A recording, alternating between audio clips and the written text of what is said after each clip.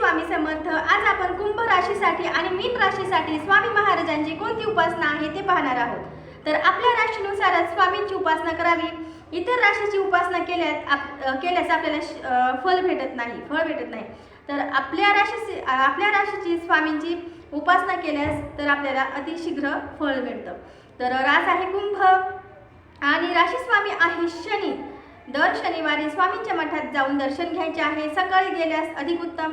त्यानंतर भाग्यशाली स्वामी मंत्र आहे ओम नमो देवादिदेवाय स्वामी समर्थाय नमः।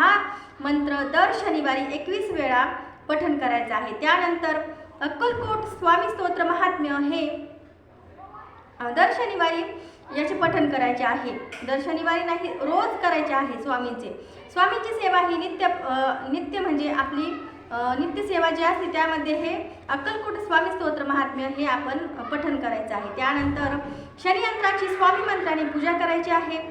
ओम नमो देवादिदेवाय स्वामी समर्थाय नमः या मंत्राने स्वामींचा हा मंत्र तर या मंत्राने शनियंत्राची पूजा करायची आहे। त्यानंतर अंबा मठामध्ये दान द्यायचं आहे। वर्षातून एकदा दिलं तरी चालतो। त्यानंतर मोतीचूर लाडू मठामध्ये दान करायचे आहे। आकाशी रंगाचे वस्त्र सुद्धा मठामध्ये दान करायचे आहे। निळे फूल म्हणजेच निळे गोकर्णीचे फूल किंवा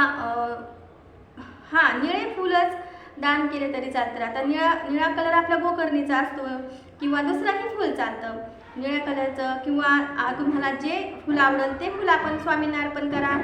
तर ही झाली कुंभ राशीसाठी स्वामींची राशीनुसार उपासना। तर आता मीन राशीसाठी स्वामींची उपासना कोणती आहे आपण ते पाहणार आहोत। तर मीन राशीच्या लोकांनी पुढील प्रकारे स्वामींची उपासना करावी। रास आहे मीन राशी स्वामी स्वामींचे दर्शन दर गुरुवारी घ्यायचे आहे। दर्शन केव्हा घ्याल तर अनेकांना प्रश्न पडतो दर्शन कधी घ्यायचे असे सुद्धा लोक आहेत, पण स्वामी हे ब्रह्मांड नायक आहे, त्यामुळे त्यांचे दर्शन घ्यायला काळ वेळ आणि कुठलेच हे नसतं, बंधन नसतं। त्यामुळे आपण जिथे असाल तिथे स्मरण केलं तरी तिथेच स्वामींचं दर्शन आपल्याला होऊन जातं। तरी पण दर्शन दिवसभरात आपण केव्हाही घ्यायचे आहे। भाग्यशाली स्वामी मंत्र आहे ओम श्री स्वामी समर्थ। ओम श्री स्वामी समर्थ हा मीन राशीचा भाग्यशाली मंत्र आहे। तर रोज गुरुवारी दर गुरुवारी 11 वेळा जपावा। रोज जपसंख्या म्हणजे तुम्हाला जेवढं जमल तेवढं तुम्ही स्वामींचं नामस्मरण जप केला तरी खूपच उत्तम। स्वामींची 108 नामावली ही सुद्धा स्वामींची तुम्ही जपू शकता, म्हणजे म्हणू शकता दर गुरुवारी। तर दर गुरुवारी ही पठण करायचे आहे। बृहस्पती गुरु यंत्राचे दर गुरुवारी पूजन करायचे आहे। पिवळी मुगाची खिचडी म्हणजे पिवळी मुगाची डाळ असते, खिचडी नाही, पिवळी मुगाची डाळ स्वामींना दान करायची आहे। आणि पिवळी केळी स्वामींच्या मठामध्ये अर्पण करायची आहे।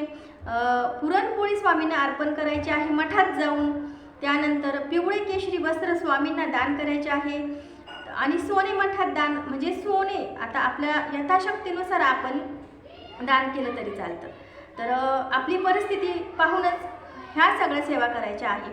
त्यानंतर स्वामींना पिवळा चाफा फूल मठात अर्पण करायचं आहे। म्हणजेच ह्या सेवा आपण मठामध्ये जाऊन आपण आपल्या परीने जेवढं जमल तेवढं स्वामींना आपण अर्पण करायचं असतं, दान करायचं असतं। आपण इतर वेळेस प्रत्येक जण केळीच नेत असतं, म्हणजे पण केळी ही चालते मठामध्ये दान केलेली केंद्रांमध्ये, पण आपल्या राशीनुसार आपण जर दान केलं तर ते आपल्यालाच म्हणजे आपल्यासाठी चांगलं असतं, ते फळ आपल्यालाच मिळत असतं।